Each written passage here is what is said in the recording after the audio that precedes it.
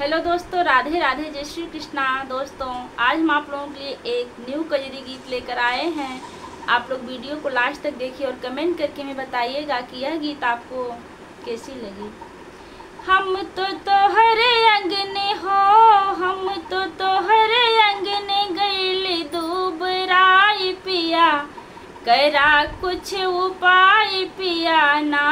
हम तो तोहरे अंगने हो, हम तो तोहरे अंगने गइल दुबराई पिया, करा कुछ उपाय पिया ना।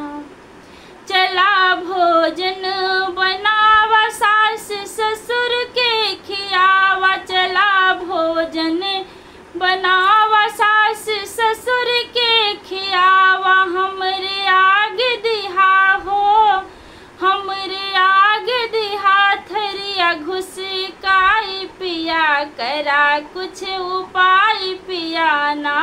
हमरे आगे दिहा हो, हमरे आगे दिहा थरिया घुसकाई पिया, करा कुछ उपाय पिया ना। हम तो तोहरे अंगने हो, हम तो तोहरे अंगने गइल दुबराई पिया, करा कुछ उपाय पिया ना। अपनी भाभी के बोलावा, चूल्हे बर्तन करावा, अपनी भाभी के बोलावा, चूल्हे बर्तन करावा। उनसे कहिदा तू हो, उनसे कहिदा कि चाहिए दे बनाई पिया, करा कुछ उपाय पिया ना। उनसे कहिदा कि चाहिए दे बनाई पिया, करा कुछ उपाय पिया ना।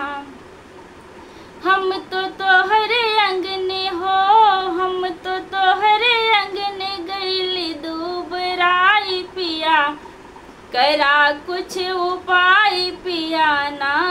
अपनी बहिनी के बुलावा, सारा कपड़ा धुलवावा, अपनी बहिनी के बुलावा, सारा कपड़ा धुलवावा। उनसे कहिदा तू हो, उनसे कहिदा तू दे फैलाई पिया, करा कुछ उपाय पिया ना।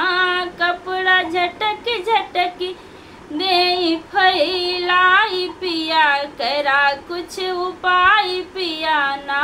हम तो तोहरे अंगने हो, हम तो तोहरे अंगने गइल दुबराई पिया, करा कुछ उपाय पिया।